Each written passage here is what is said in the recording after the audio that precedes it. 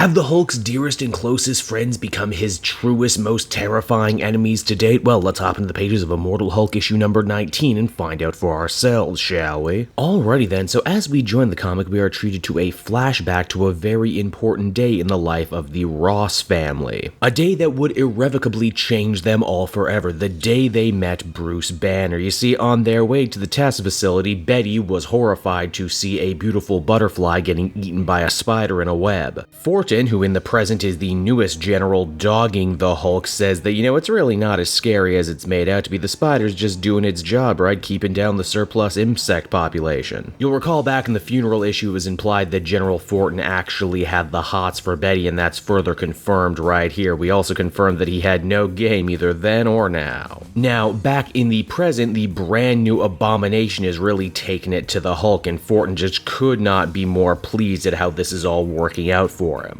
After so many failures in a row to try and counteract Banner, they think they may finally have found something that worked. You see, the abomination is such a monstrosity, a sin against both man and God, that it's able to excrete a bile so horrifyingly corrosive that it not only hurts the Hulk but stops him from healing. And just to really add to the gross factor too, he doesn't just throw it at the Hulk, he barfs it up on him, all exorcism style from his two mouths. Oh. Now, as we find out from Dr. McGowan, they were never actually supposed to put the new abomination into the field so soon, especially with so much human collateral damage that could be felt. Don't worry though, Fortin has a plan to deal with this backlash as well, and it's quite simple. Send blood money mercenaries to kill anyone or anything that might have seen something and could tie them back to this black project. The mercs are stopped in their actions though by probably some of the most unlikely characters, Jacqueline McGee as well as Betty Ross, who has since reverted to her old Harpy form. Jacqueline, always the journalist, wants to try and break the story, get the mercenary side of things so she can print it up, but Harpy has other ideas, completely choosing to slaughter them all where they stand. Being a general's daughter and everything, Betty knows full well that you can't trust mercenaries, and they were covering their face for a reason. They were working for Fortin, and there's no telling what atrocities they would be willing to do if given the chance. Jacqueline thinks maybe she made the wrong decision trusting Betty and that she's gone crazy now, but to hear Betty tell it, she's never been thinking clearer in her life. She's finally become what she's always meant to be. The ultimate instrument of destruction for both Bruce Banner and the Hulk. For you see, to bring it back to that butterfly thing from the beginning of the issue, Betty has always seen herself as the butterfly. An innocent, beautiful creature forever thrashing against the webs of men like Bruce Banner, her father, Fortin. And I mean, she does kinda have a point. She's had her life uprooted and destroyed more by Hulks than just about anyone else. Heck, even during the time when she became the Red She-Hulk, she was still only living in the shadow of other Hulks, other people. Now as the Harpy though, she can finally take control of her destiny. Now here's where things really get crazy. When Fortin sees that there's another Gamma monster on the field, he wonders if he should direct the abomination to attack, but then he realizes that this is Betty he's dealing with and stays his hand. The Hulk is already horribly damaged from this fight. His limbs have been melted away and he's completely blinded. On top of that, he's also reverted back to the childlike Hulk persona, which makes what happens next all the more horrifying. For you see, the Harpy chooses to deliver her revenge by literally digging her talons into the Hulk's chest, pulling out his heart and eating it in front of him. All the while the Hulk says, "But why, methought Betty friend?" Oh, that is a dark, dark place to end the comic, but that's where it comes to a close.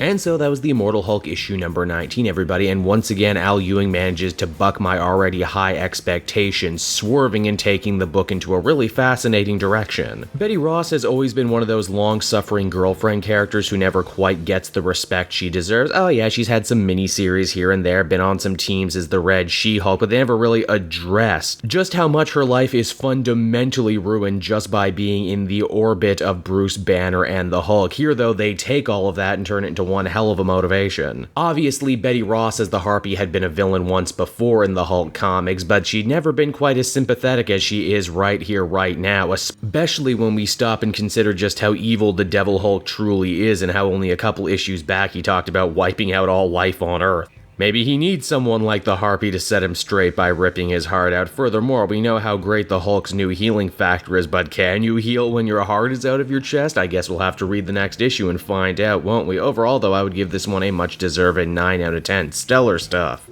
Hey there everyone, it's your old pal Cape Joel again, and I want to thank you so much for watching to the end of the video. I hope you enjoyed it, and if you did, why not check out some of these other videos I have available from the channel. Then you can follow me on Twitter and Facebook at Cape Joel, so you're always up to speed on what I'm doing next. And hey, if you really like what I do, you might want to pick up a Cape Joel shirt. Yes, that's right, I have my own merch store over at TeePublic. Check out for great designs like my little Cape Man, stuff from the comic multiverse, fun stickers, in-jokes, we got it all over at the TeePublic store. You can check it out right now, and I will be sure to see you all again next time. Bye-bye.